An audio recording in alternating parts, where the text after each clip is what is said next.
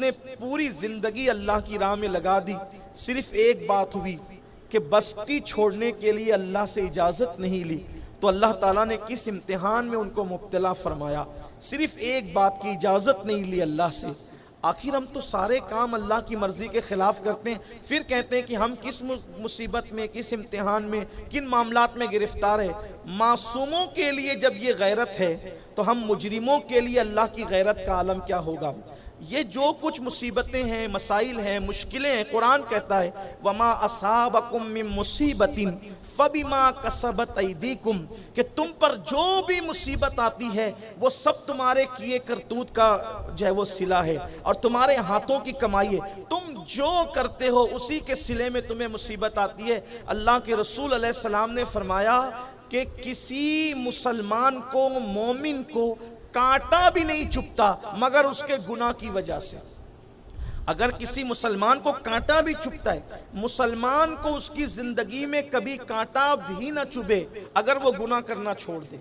آپ اندازہ کریں کہ مسلمان کو کانٹا بھی نہ چبھے اگر وہ گناہ کرنا چھوڑ دے، اس کا مطلب یہ ہے کہ ہم سے کچھ نہ کچھ خطا، کچھ نہ کچھ گناہ، کچھ نہ کچھ غلطیاں ہوتی ہے، اسی لیے ہمارے پیر میں کانٹا چبھتا ہے۔ ہمارے اسلاف کا حال یہ تھا، اگر ان کے چراغ کی بتی ہوا سے گل ہو جاتی، چراغ بجھ جاتا، وہ فوراً اللہ کی بارگاہ میں توبہ کرتے، مولا یہ جو چراغ بجھا ہے نا ہوا سے، ضرور یہ چراغ میرے کسی گناہ کے سبب سے بجھا ہوگا، میرے گناہ کی وجہ سے یہ چراغ پر جو ہے وہ بلا آئی ہوگی، مصیبت آئی۔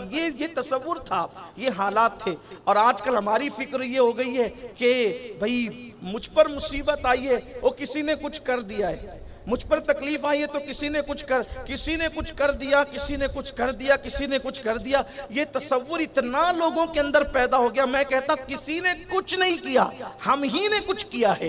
اور ہم نے کیا کیا؟ تو قرآن کہتا ہے کہ تمہارے گناہ تمہاری مصیبت کا سبب بنتے ہیں، تمہارے گناہ تمہارے لیے بلاؤں کا سبب بنتے ہیں۔ تو اگر مسلمان غلطیاں، کوتاہیاں چھوڑے، انشاءاللہ اس کا پیر کانٹے سے بھی محفوظ رہے گا۔ تو حضرت یونس علیہ السلام 3 مرتبہ قرآن ڈالا گیا، 3 مرتبہ قرآن اندازی کی گئی، اور تینوں مرتبہ حضرت یونس علیہ السلام کا نام نکلا۔ اور پھر یونس علیہ السلام نے فرمایا ہاں میں ہی اپنے رب کا بھاگا ہوا غلام ہوں، میں ہی اپنے آقا کا بھاگا ہوا غلام ہوں۔ اور پھر انہوں نے جو وہ دریا کے اندر چھلانگ لگا دی۔ دریا میں چھلانگ لگانا تھا کہ یونس علیہ السلام جب دریا میں پہنچے تو اللہ نے حکم دیا مچھلی کو کہ ان کو اپنے پیٹ میں نگل لے، اور حضرت یونس علیہ السلام کو مچھلی نے اپنے پیٹ میں نگل لیا۔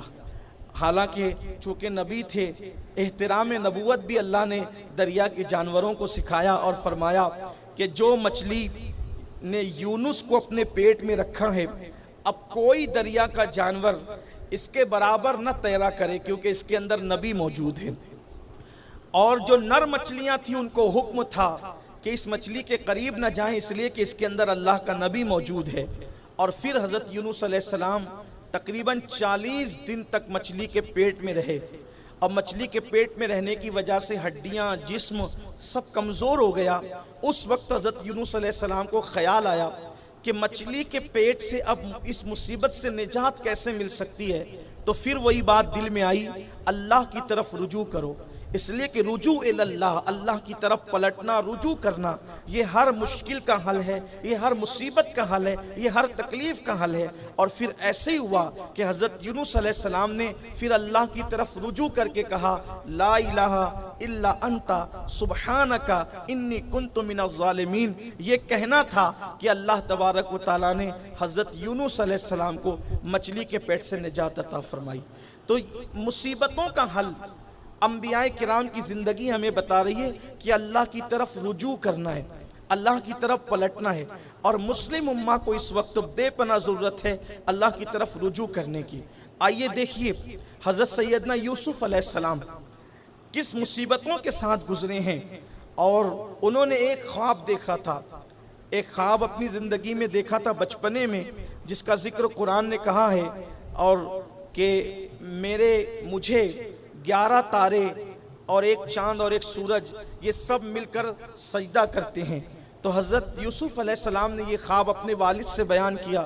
بڑی تفصیل ہے سورہ یوسف میں، اس کو احسن القصص کہا ہے قرآن نے، سب سے خوبصورت واقعہ کہا ہے، اور بڑا حسین واقعہ ہے، دلوں کو بدلنے والا واقعہ ہے. تو حضرت یوسف علیہ السلام نے خواب بیان کیا تو آپ نے کہا کہ بیٹا اپنے بھائیوں سے نہ کہنا کہ کہیں مجھے ڈر لگتا ہے کہ تم ان کا شکار نہ ہو جاؤ. اور پھر ایسا ہی ہوا کہ حضرت سیدنا یوسف علیہ السلام شکار ہو گئے، اور شکار ہونے کے بعد پھر بھائیوں نے آپ کو کنویں میں ڈالا.